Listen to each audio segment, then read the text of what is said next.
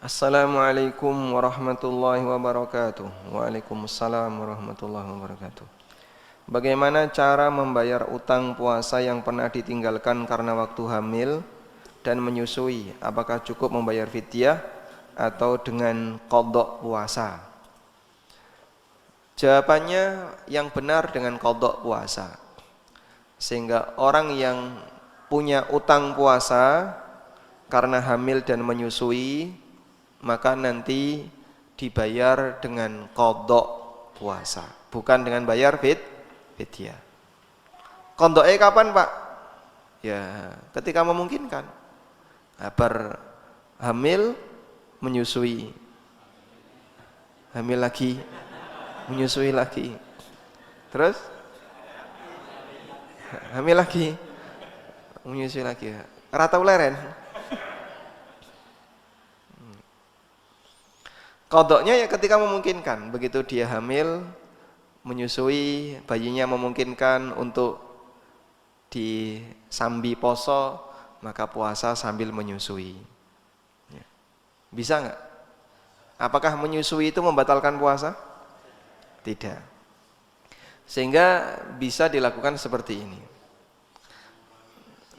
Pripun? Bisa mengurangi ASI, ya, makanya nunggu misalnya bayinya sudah 6 bulan gitu. Kalau 6 bulan kan sudah bisa dikasih makan tambahan ya, biskuit, ya, bakpia, gudeg barangnya. Sereden nih bayi ini. Baik. Sehingga nanti jenengan tinggal diatur ya. Assalamualaikum waalaikumsalam. Bagaimana posisi untuk jamaah yang sholat di kursi? Okay. Kalau jamaah sholat menggunakan kursi, itu ada dua keadaan. Keadaan yang pertama, beliau tidak bisa berdiri sama sekali. Sehingga dari mulai takbiratul ihram sampai salam duduk terus. Maka untuk yang seperti ini, posisikan kepala ya saat duduk sejajar dengan sampingnya. Berarti kursi ini maju apa mundur? Maju. Karena ketika dia duduk seperti ini, maka kaki kursi di belakang sejajar dengan soft. Maka nanti pundak beliau dengan kanan kirinya sejajar dengan soft kanan kirinya.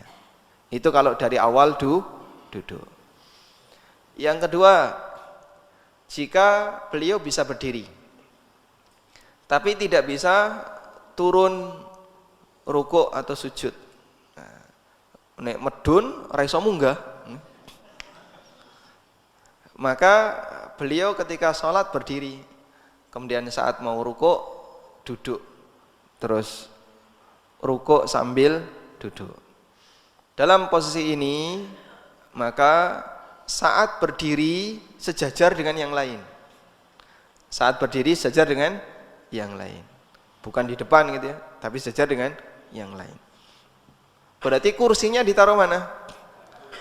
Agak belakang. Nah, karena kursinya ditaruh agak belakang, Pak, itu kan nanti ganggu soft belakangnya. Maka dia ditaruh di paling belakang. Betul nggak? Yo jangan Pak, wong dia datangnya di awal kok. Maka yang seperti ini mohon pilih tempat yang aman. Misalnya paling pojok kanan atau pojok kiri, atau cari tempat yang belakangnya tiang. Biasanya belakang ini nggak dipakai orang. Nah, beliau posisikan di situ. Jika memungkinkan. Kalau tidak memungkinkan, maka beliau bisa majukan itu kursi agar tidak ganggu di belakangnya. Sehingga ngalai ketika berdiri tidak lurus dengan soft. Karena biar kursinya tidak ganggu orang yang berada di belakangnya. Insyaallah sakit dipahami ya. Ada 2 rincian tadi. Walhamdulillah.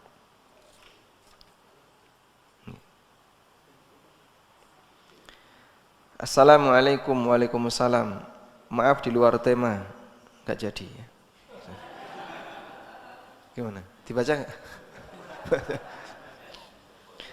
Bolehkah kita kerjasama dalam hal ini punya karyawan yang kurang baik agamanya, seperti tidak sholat, merokok, dan lain-lain. Wah, dan lain-lain ini wallahu alam ya.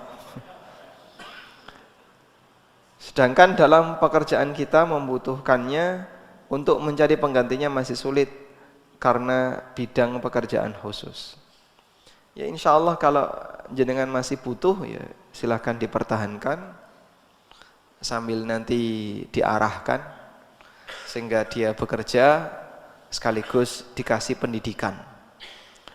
Dan barangkali dengan sebab karena bosnya itu orangnya baik, maka jadi jalan hidayah bagi beliau.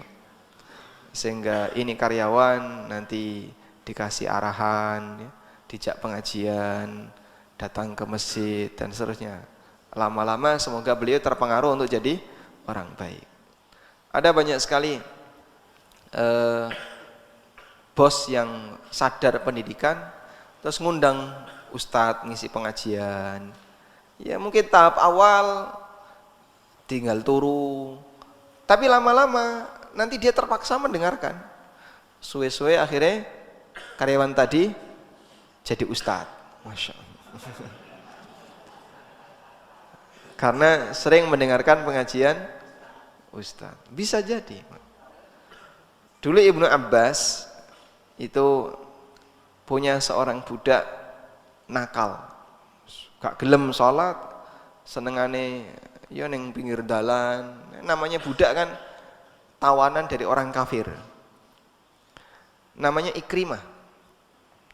Akhirnya oleh Ibnu Abbas setiap kali beliau pengajian, Ikrimah itu diikat kaki dan tangannya. Kon lunggo dicencang, lunggo diikat. Di samping Ibnu Abbas dia diikat. Akhirnya ya nggak bisa pergi. Biasanya kalau Ibnu Abbas sedang kajian dia lungo, mbuh ning ndi. Kok rampung kajian balik.